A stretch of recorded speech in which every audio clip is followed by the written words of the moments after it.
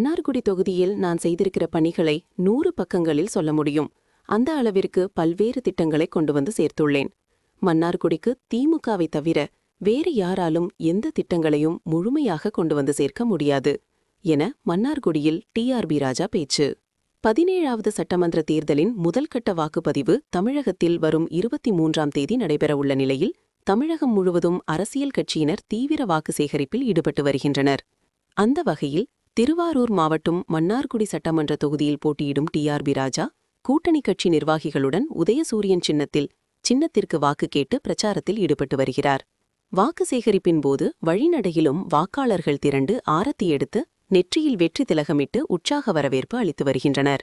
குறிப்பாக மன்னார்குடி ஒன்றியத்திற்குட்பட்ட மேலவாசல், குமாரபுரம், இடையர் எம்பேத்தி உள்ளிட்ட பகுதிகளில் டிஆர்பி ராஜா பிரச்சார வாகனத்தில் சென்று உதயசூரியன் சின்னத்தில் வாக்கு சேகரித்து வருகிறார். அப்போது வாக்காளர்கள் வேட்பாளர் டிஆர்பி ராஜாவை வரவேற்கும் வகையில் இம்மண்ணிற்கு உரித்தான மண்மனம் கமிழும் கரகாட்ட கலைக்குழுவினருடன் ஆடி பாடியும் தாரைத்தப்பட்டை விண்ணதிர முழங்கிட வானவேடிக்கையுடன் மலர் தூவி உற்சாகமாக வரவேற்றனர். அப்போது பேசிய வேட்பாளர் டிஆர்பி ராஜா, உங்க வீட்டு பிள்ளையாகிய எனக்கு உதயசூரியன் சின்னத்தில் வாக்களித்து பெரும் வாரியான வாக்கு வித்தியாசத்தில் வெற்றி பெற வைக்க வேண்டும். தமிழக முதலமைச்சரை உலகமே உற்றுநோக்கும் வகையில் நம்பர் 1 முதலமைச்சராக இருந்து தமிழ்நாட்டிற்கு பல்வேறு திட்டங்களை கொண்டு வந்துள்ளார். மன்னார்குடி தொகுதியில் நான் செய்திருக்கிற பணிகளை 100 பக்கங்களில் சொல்ல முடியும். அந்த அளவிற்கு பல்வேறு திட்டங்களை கொண்டு வந்து சேர்த்துள்ளேன். மன்னார்குடிக்கு திமுகவை தவிர வேறு யாராலும் எந்த திட்டங்களையும் முழுமையாக கொண்டு வந்து சேர்க்க முடியாது.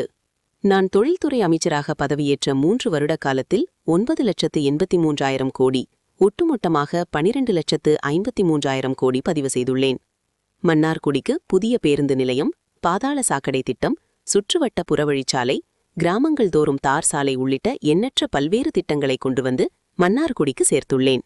அதிமுக ஒன்றாக இருந்தபோது கூட மன்னார்குடிக்கு ஒரு திட்டத்தையும் கொண்டு வரவில்லை என்பது உங்களுக்கு நன்றாக தெரியும். கடந்த 10 ஆண்டு காலம் அதிமுக ஆட்சியில் மன்னார்குடிக்கு என்று எந்த திட்டத்தையும் கொண்டு வரவில்லை. விவசாயிகளுக்கு இலவச மின்சார திட்டத்தில் பாஜக அரசு மீட்டர் வைக்க முயற்சித்து வருகிறது.